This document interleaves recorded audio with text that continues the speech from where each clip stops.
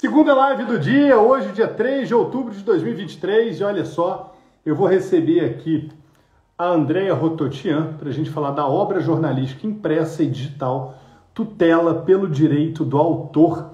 Esse é um livro interessantíssimo que vai tratar, entre outros assuntos, de publicações jornalísticas, de como é que os autores ou repórteres podem ter resguardados os seus direitos. Então, se você tem algum interesse em conhecer um pouco mais sobre a obra da Andréa Rototian, que já está lá no site da Editora Foco, fique com a gente. Ou se você conhece alguém que gostaria de ter mais conhecimento sobre o tema, também indica, dá aí, faz um aviãozinho, né? Manda lá para quem gostaria de conhecer um pouco mais. Essa obra chegou na Foco esse ano, ela faz um estudo de direito comparado muito interessante e, claro, ela depois adentra na discussão dentro do direito pátrio. Então vamos aguardar aqui a André, ela deve estar chegando.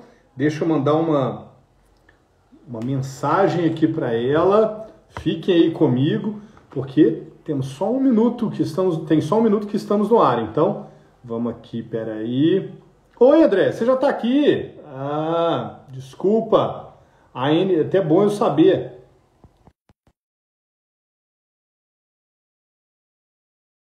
AND 14. Depois, quando a gente salvar a live. Oi, Andréia, boa tarde. Boa tarde, Léo, tudo bem? Estou ótimo, e você? Bem, obrigada. Feliz com a publicação da obra pela Foco. Nós também, você pode ter certeza absoluta. Um prazer, uma honra ter você aqui. Andréa Rototian, que é doutoranda e mestre em Direito Civil pela Universidade de São Paulo. Exerceu monitoria acadêmica por meio do programa de aperfeiçoamento ao ensino na PAI-USP. Integrante da Comissão de Propriedade Intelectual do IASP e assistente jurídica no TJSP, palestrante e autora de vários artigos jurídicos na área, ou seja, uma acadêmica por natureza, que traz hoje, então, a sua primeira obra. Hoje a gente trocava algumas mensagens sobre o futuro das próximas obras dela, e é com a Andréia que eu converso hoje. Boa tarde, Andréia. Boa tarde, Léo. Agradeço o empenho da Editora Foco, muito acolhedora e muito ética com os autores, viu? Fiquei muito feliz por essa publicação. A obra ela é bem polêmica, viu, Léo? Eu posso te dizer que, olha, eu passo o tempo e as polêmicas não acabam. Ela trata do jornalista como autor, o reconhecimento do jornalista como autor, que é mais importante, né? Nos meios de comunicação e, assim, os problemas que ele enfrenta para que isso seja viabilizado, né? Eu fiz eu acho que essa questão preliminar é importante ressaltar. Eu fiz uma pesquisa de anos, né, no mestrado da São Francisco, porque esta obra é fruto da minha dissertação de mestrado, defendida na faculdade, e aprimorada, atualizada, coisa. Vale aqui a menção de que Roberta não afeta as dissertações de mestrado. Se a sua chegou até aqui, quando você me falou da de doutorado, falei, gente, se passou pelo crivo da Roberta, dissertação de mestrado, é porque o tema é espetacular. Você pode se sentir super orgulhosa disso. Olha, eu posso dizer que ele está sendo até tratado na PL das fake news, viu? Olha, porque eu vou chegar nisso também. Para mim também foi uma surpresa, porque esse projeto de lei das fake news, ele ampliou tanto que até acabou tratando da remuneração dos conteúdos pelas big techs, que é exatamente isso, né? Então, de forma preliminar, eu posso dizer que foram anos de estudo e ela foi atualizada, revisitada, revista também. E para o momento atual, pós-pandêmico, onde o direito digital bombou aí de tal forma, né? Tudo digitalmente eclodiu, né? Depois da pandemia.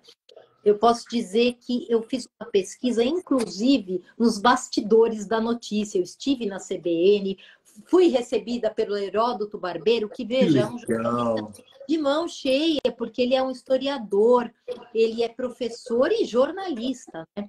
Então, eu vi como que era o processo criativo de uma notícia. E começo aqui essa obra separando o que é notícia do que é uma obra protegida, né? Porque a notícia, ela é livre, ela é amparada pela Constituição, ela chega, ela é de livre divulgação. Claro, até a lei de direitos autorais protege a divulgação das notícias, elas são livres. Mas a obra, você é diferente você divulgar uma notícia e tratar de uma notícia, é diferente, né? E nós temos na história jornalistas emblemáticos que nada recebiam por seus escritos. Rui Barbosa. O primeiro que me veio à mente aqui. Poxa, veja, tem até um dado curioso que eu também pude perceber nos meus estudos, que Rui Barbosa, ele escrevia no Diário de Notícias, e o Diário de Notícias, na época, ele sofreu o apogeu e o declínio com Rui Barbosa. O apogeu enquanto Rui Barbosa escrevia, porque lia-se Rui Barbosa, né? Todos os escritos dele. E o declínio quando ele saiu, tanto que o jornal faliu. Isso dizem os relatos históricos, né? Então, a importância do jornalista escritor, né, no caso, para um órgão da imprensa, né? Muito bem. E, André, feita esse estudo em profundidade, você trouxe, salvo ledo engano, me corrija, fique à vontade, você fez um estudo de direito comparado também, né? O livro traz no direito estrangeiro Portugal, Itália, França e Argentina como referências para esse trabalho que deram embasamento para esse seu estudo, não é isso? Sim, inclusive com a atualização da obra, eu posso dizer que atualmente o que mais nós temos de embate é, além dessa questão de identificar o jornalista como autor dos seus próprios escritos, apesar de ter um contrato de trabalho, apesar de ter uma obra coletiva, nós temos também o problema do clipping, que já era tratado na Europa. Então, veja, a União Europeia hoje ela tem uma diretiva 790 de 2019 e ela prevê a recuperação desses conteúdos que eu acho que atualmente é o maior debate que tem. A remuneração dos conteúdos disponibilizados em plataforma. Então, veja, a União Europeia prevê nessa diretiva as licenças. Então, as plataformas têm que ter licenciados conteúdos para disponibilizar um clipping, por exemplo. Entende? E o usuário já receber esse jornal já com tudo licenciado. Veja, é a plataforma que vai licenciar, não o usuário. É a diferença. Olha a diferença. Então, não existe cerceamento à liberdade de informação. Não tem isso, né? O que nós queremos é que seja remunerado os autores. E o jornalista é um deles, né? E como é que fica isso? Já existe um movimento dos países em reconhecer no jornalista o autor da sua obra. A nossa lei tem essa previsão. A nossa lei, ela tem a previsão de que os escritos assinados pertencem ao autor, ao jornalista, né? E então, isso não fazia o contrato de trabalho, claro que não. Mas não pode haver uma expropriação dos direitos autorais do jornalista com relação à obra que ele escreve, né? Nós tivemos também um caso emblemático do Milor Fernandes, né, que dispensa apresentações. Milor Fernandes, ele escrevia para a revista dele, Polícia, eu acho que você lembra, era do meu tempo, do seu tempo. E quando houve a digitalização do acervo Veja 40 anos, ele não tinha autorizado essa digitalização para as plataformas digitais. E ele entrou com a ação. Então, tudo isso eu trato no meu livro e não vou dizer a conclusão, tá? Mas por favor. É interessante saber que há possibilidade de ter reconhecimento como direitos autorais. Isso esvazia o contrato de trabalho, porque é um outro empecilho. Né? É um outro empecilho. Exatamente. André, você traz para o debate uma questão que soaria, se é que a gente pode chamar assim, como um bis in idem para o empregador do jornalista. É claro que não, mas obviamente a gente vai deixar isso para a conclusão de quem for ler o livro. Mas muito mais do que isso, eu queria dar um passo atrás e pedir para que você nos explique, tanto para quem está aqui com a gente agora, tanto para quem vai nos ver em reprise ou pelo Spotify, essa questão de como é a prática. Ou seja, a prática, pelo que eu estou entendendo, é você, jornalista contratado, não tem direitos autorais, não lhe são devidos direitos autorais sobre os textos que você produz. Seria isso? É esse o contexto? Normalmente é isso, porque ele seria um assalariado, né? Eu trato aqui do jornalista assalariado. Se ele for assalariado, o que as empresas fazem? Olha, eu te remunero por meio do salário e morre aí, né? Então, tudo que você cria, no caso, eu estou falando de textos tratados, de textos que não são a mera notícia, tá? E separar as coisas. A notícia é livre. Eu estou falando dos textos que têm autoria, que têm originalidade, que têm a individualidade do autor, né? Estes, sim, são obras protegidas. Então, quando um autor escreve para um jornal, ele normalmente ele recebe uma remuneração e não recebe mais nada a respeito disso, né? A título de direitos autorais. Isso tem sido a prática, mas eu posso lhe afirmar que há possibilidade de reverter isso. Não vou concluir, tá? Mas há possibilidade, sim, de fazer estipulações contratuais em prol do jornalista. Este foi o caso de Milor Fernandes, também que tinha no contrato cláusulas claras do que poderia o órgão da imprensa divulgar com relação aos artigos dele. Vale a pena ler. Entendi. André, e aí depois dessa parte do direito comparado, que você faz, inclusive, a questão do clipping, que a gente estava hoje, inclusive, falando por WhatsApp, você faz, então, a construção legal do seu artigo baseado na Constituição da República, no Código Civil, na Lei 9.610. Né? Essa construção, obviamente, fruto da sua pesquisa, ela nos leva a uma conclusão positiva no direito do jornalista. Posso entender assim, né? Exatamente. O que mais a gente pode concluir disso sem concluir o livro, para que as pessoas procurem ele lá no site da Editora Foco? Olha, Léo, nós podemos concluir que, embora seja o jornal, ele é um acervo de criações. Você tem várias criações numa obra coletiva, reunidas numa obra coletiva. Então, o fato de participações individuais terem proteção não exclui a proteção da obra como um todo. Veja, e as violações, elas existem com relação ao jornal inteiro e com relação às participações individuais, certo? Ambas são protegidas e nenhuma delas se excluem. Para você ter um direito, você não precisa excluir outro. Basta que haja uma harmonia na estipulação de cláusulas contratuais. Sim. Certo? Nenhum direito vai excluir, vai inviabilizar a publicação de um jornal. Claro que não. Até porque se escreve uma matéria para ser lida, né? Então, exatamente. Não é para ficar guardada. Exatamente. Então, é esse o cerne, nós tratamos disso aqui, mas o reconhecimento do jornalista como autor tem sido um movimento crescente, tanto nos países estrangeiros, como agora no nosso país, por meio de reivindicações dos jornalistas, que antes não conheciam. Essa obra, Léo, é importante ressaltar que não é só para o operador do direito, para o magistrado, para o desembargador, é para o jornalista. E por isso ela foi escrita de uma forma muito acessível, sem o juridiquês, né? Para que realmente ele faça valer os seus direitos, dentro das suas proporções. Proporções, que é o que a gente está imaginando aqui, essa ponderação do seu trabalho. Né?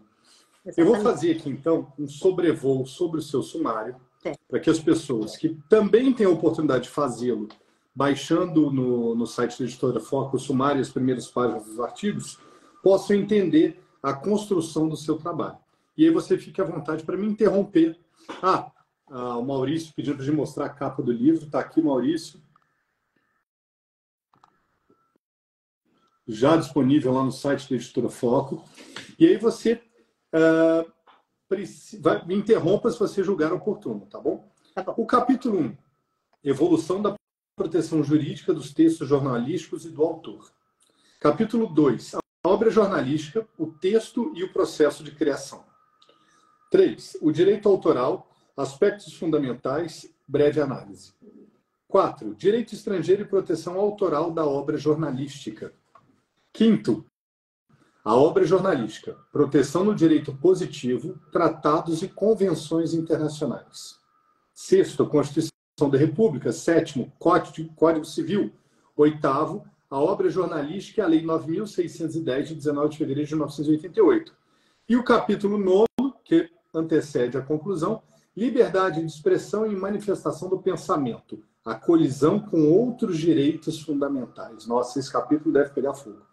Não, na realidade, eu posso até dizer, o livro ele pega fogo, mas no capítulo 8º, eu chamo atenção muito para uma questão premente, que é a proteção da obra disponibilizada na internet, a questão dos clippings. Esta tem sido um debate, este debate tem sido muito intensificado, porque há verdadeiras violações de direitos autorais e também concorrência desleal, quando há a disponibilização inteira de um jornal. Nós temos casos aí emblemáticos, por exemplo, o Senado, ele suspendeu os clippings, a Justiça suspendeu os clippings do Senado, porque eram verdadeiras violações aos direitos autorais e uma concorrência desleal do jornal Folha de São Paulo, com a disponibilização do jornal inteiro.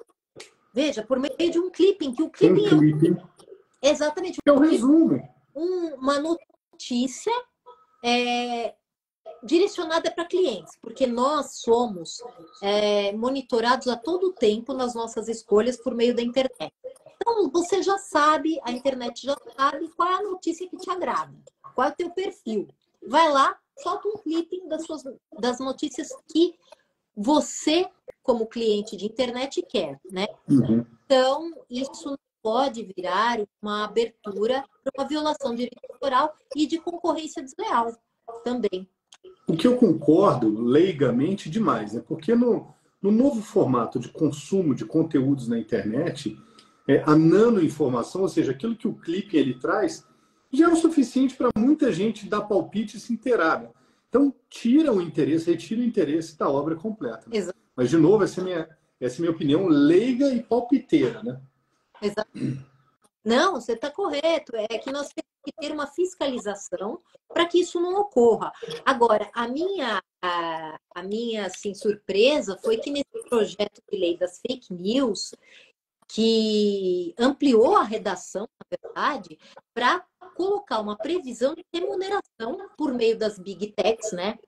Facebook, Meta. Exatamente. Remuneração dos autores pela disponibilização dos conteúdos jornalísticos e artísticos. Então, ampliou, né? Porque era uma coisa que tratava sobre crimes e fiscalizar nesse sentido, aí já está com essa vertente. Eu trato disso de forma muito restrita no livro, porque Léo ainda não teve uma redação final. Embora esteja com tramitação prioritária, ainda não teve andamento, e nem sei qual é a última redação desse projeto, né? Muito bem. Andréia, você tem um cupom de desconto, você lembra qual ele é? E agora você me pegou, Léo. Olha, se eu não estou enganado, é o Rototian20. Isso mesmo. Lá no site da Editora Foco, pode usar o cupom da Andréia, comprar o livro dela com 20% de desconto e aproveitar para ter rapidinho. A Foco é super rápida nos fretes. Esse livro magnífico no teu escritório, em casa, enfim. Não é, como eu disse na apresentação, eu sempre faço, Andréia, uma apresentação não só para mercado, como fiz aqui o Leituras no Insta, que você estava elogiando, e agradeço. Mas eu faço um clipe meu para todas as livrarias do Brasil, explicando para que é a obra, para quem é a obra, que tipo de público deve ser, para que tipo de público deve ser ofertada a obra quando o cliente entra numa livraria. Perdão. E são aproximadamente 480 pontos de venda da Foco no Brasil. Então, quando a gente faz esse clipping, eu disse, olha, o público-alvo não só são os operadores do direito, não é só o magistrado que precisa se inteirar disso, não é o advogado que labuta em torno das causas jornalísticas, mas também os jornalistas, para que eles se unam enquanto categoria fragilizada, porque, convenhamos, a decisão de... Eu era muito jovem quando foi essa decisão, que desregulamentou a categoria dos jornalistas, fragilizou a categoria. Então, acho que é hora de uma movimentação em prol da construção, da valorização desse profissional. Então, eu disse que, olha, jornalistas têm interesse em saber, blogueiros têm interesse em saber, são pessoas que produzem conteúdos e têm, obviamente, interesse na proteção dos seus direitos, não é isso? Exatamente. E sempre atentando que não são as notícias, tá? É aquele texto revestido de originalidade, de criatividade, na qual o autor imprime a sua cultura, traz um acréscimo, exatamente, traz um acréscimo. Imagina um texto escrito por Rui Barbosa, que era um jornalista, além de advogado, jornalista. Imagina, isso é de muito valor, né? E ele atrai para o jornal, né? Ele é um jornalista assim, qualificado, um escritor qualificado, digamos assim, um articulista, ele só soma, né, com o jornal e ele deve ser remunerado, do meu modo de ver, e há como harmonizar sim, com o contrato de trabalho, com a obra coletiva e com os titulares de direitos autorais da obra coletiva. Então, há possibilidade de harmonizar para que ninguém saia perdendo. André, eu não sei se chega a ser o contexto aqui do nosso debate, mas a pergunta do Maurício eu vou repetir aqui. E aí, se não for do contexto, a gente depois manda para ele uma resposta. Pode ser? Sobre o caso da escola de base, década de 90, a imprensa, seja televisiva ou impressa, por erros jornalísticos, tiveram que indenizar. Atualmente, sob a perspectiva da liberdade de expressão e erros, eu não entendi muito bem as aspas, mas se isso estaria abarcado, né? Estão sendo analisados pelos TJs, eu não alcancei a também está cortado. Totalidade do raciocínio do Maurício, viu, Maurício? Está cortado aqui para mim, né? É. Mas a gente pode anotar e depois responder. Fazer um contato para ele. A André também está no Instagram, de repente mandar um direct. Com certeza, esse caso da escola base foi emblemático, né? Foi uma notícia veiculada pelos meios impressos que causou muitos transtornos. Foi um erro, tanto que fizeram acho que foi um novo documentário explicando esse erro, né? E realmente existe sim a responsabilidade de todos aqueles que se envolveram na veiculação de uma notícia fake, né? Tanto que existe um projeto também de lei que está com uma redação que eu acredito que vá abarcar a responsabilidade, porque o título desse projeto das fake news, que se enquadra no caso da escola base, porque não foi uma verdade o que foi divulgado pela imprensa, né? Foi um erro cometido no trajeto da busca da notícia, mas a responsabilidade ela existe sim, né? Então, quando está comprovada o erro, a responsabilidade e a culpa, né, do jornalista ou da imprensa que divulgou, sim, com certeza ela é a condenação devido ao processo legal. Maurício, da defesa. Em complemento ao que a Andrea está trazendo, existe um livro da editora Foco, que é fruto da parceria que a gente tem com o IBERC, que aborda muito disso que você está nos questionando, que é o responsabilidade civil e redes sociais. Não sei agora se esse é do IBERC ou se esse é só do João Long, mas é um dos dois. Jogando lá na busca do site da Fox, você vai achar esse livro um best-seller, ele é um sucesso, ele trata dessas questões mais difíceis de serem tratadas em âmbito de redes sociais e responsabilidade civil. Então, acho que fica a dica, vale a dica, e o cupom da Andrea pode ser utilizado para comprar esse livro também, mesmo que não seja o dela, tá? Exatamente. Agora ele complementou a resposta. Então, como estão sendo analisados? Claro que, havendo a caracterização da responsabilidade, são responsáveis, sim, com certeza, como foram os veículos de comunicação em outros casos que houve aí um abuso aí no dever de informar e diariamente nós temos, né? Eu acredito que o projeto de lei da fake news ele vai regulamentar também as responsabilidades e transparências nesses meios de comunicação e nos meios das plataformas digitais como um todo. Verdade. Andréia, eu adorei o nosso papo. Também. Eu vou aqui deixar registrado que eu estou esperando ansiosamente pela sua tese, para que a gente se encontre novamente, para que você traga ao baile, ao debate, temas relevantes e interessantes como esse que você nos trouxe aqui. E, claro, transmito para você as palavras finais desse nosso encontro para lançar a sua obra virtualmente. Acho que ela deveria ser lançada presencialmente, Andréia. Fica aqui o meu convite. Tá bom, vamos pensar nisso sim. Olha, eu agradeço muito, eu quero dizer que a obra foi fruto de estudo de anos aí na Faculdade de Direito, e também houve uma pesquisa de campo com jornalistas, e eu espero que ajude a descortinar direitos e a preservar também um equilíbrio numa relação contratual entre a obra coletiva e as participações individuais que fazem jus os jornalistas, autores, escritores, articulistas e todos aqueles que têm a participação dentro de um jornal. Muito bem. Andréia, muitíssimo obrigado. Obrigado a todos. Obrigado a todos que nos acompanharam. Como eu sempre digo, fiquem todos com Deus, com saúde e até o nosso próximo encontro aqui nas lives da Foco. Um grande abraço. Muito obrigada. Tchau. Obrigado.